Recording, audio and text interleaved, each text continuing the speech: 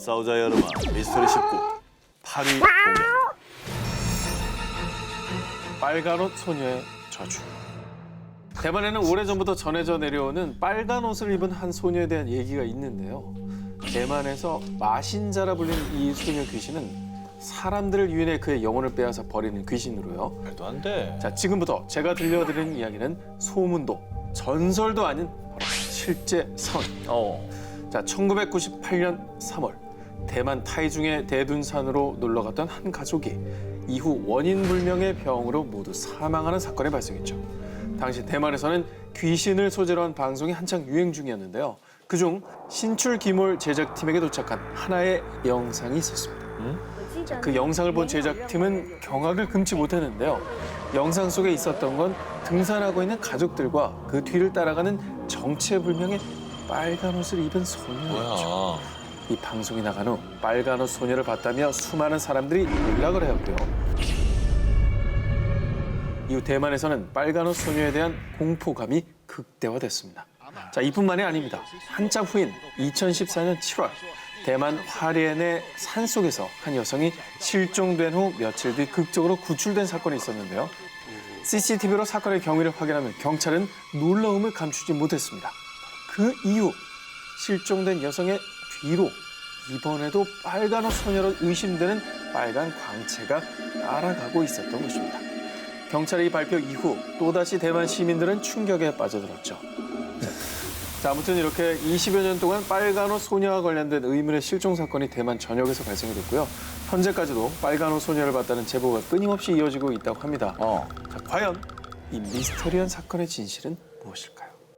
저 정도면은 어느 정도 신빙성이 있는 거죠. 그냥 허무맹랑한 얘기만은 아니다라는 생각이 드네요. 그만큼 대만에서는 이 빨간 옷 소녀에 대한 공포감이 대중적으로 확산이 돼 있다, 뭐 이렇게 말씀을 드릴 수가 있는 거죠. 알겠습니다. 무섭긴 무섭다. 싸우자 여름아 미스터리 19 이번에 9위입니다. 실화 괴담 일본 쓰나미 귀신.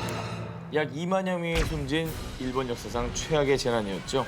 2011년 3월 일본을 강타한 9.0 규모의 초대형 동일본 대지진 사건이었는데요. 그런데 이 사건 이후에 일본에선 미스테리한 일들이 계속 일어나고 있다고 합니다. 여성 손님 앞에 선 택시. 그 여성의 목적지는 미나미 하마. 택시기사는 이상한 생각이 들어서 이렇게 말합니다. 저 그곳은 쓰나미로 잔해만 남은 곳인데 괜찮아요? 여성은 제가 정말 죽은 건가요? 네, 사라졌습니다. 여기서 끝이 아닙니다. 또 한 마을의 동사무소에서는 매일 정해진 시간에 전화가 걸려옵니다. 하지만 받을 수 없었죠. 그 이유는 발신자 번호가 이미 쓰나미에 휩쓸려 초토화된 공공시설의 전화번호였기 때문이었죠. 그리고 전화가 걸려오는 시간은 매번 당시 쓰나미가 덮친 시각이었습니다. 그런 이유로 아무도 전화를 받지 않았는데요. 모르고 우연히 받은 직원의 증언.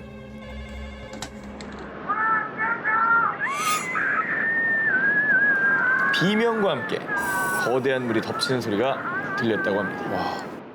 제가 당시 영상을 하나 준비한 게 있습니다. 2011년 쓰나미 현장에서 미스테리한 괴 생명체가 포착된 영상이 있다고 합니다. 쓰나미 속으로 뭐가 하나 들어갑니다. 보세요. 어디? 이제 그 뉴스 화면 저 봐요. 뭐 들어가죠? 쓱 들어가죠?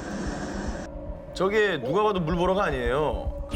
일본인들 사이에서 바다 요정, 바다 유령이라 부르는데요. 수차례 촬영에 담겼다라고 합니다. 피해 지역의 유령 목격담이 속출하자 결국 2013년 일본의 공영방송 NHK에서는 쓰나미 희생자와 재회했다는 이재민의 불가사의한 체험을 특집으로 꾸민 스페셜 프로그램 동일본 대지진 고인과의 재회를 방영하기까지 했다고 합니다. 전문가들은 이런 현상을 두고 쓰나미로 잃은 가족과 이웃을 영혼으로나마 만나고 싶은 그리움과 죄책감이 유령 이야기를 확산시키고 있는 거라고 얘기하고 있는데요. 2011년 이후 5년이 지난 지금까지도 일본을 떠도는 유령 목격담. 과연 그 미스테리의 실체는 무엇일까요? 아유, 근데 뭐 진짜인지 아닌지 모르겠지만 참 안타깝다. 안타깝죠?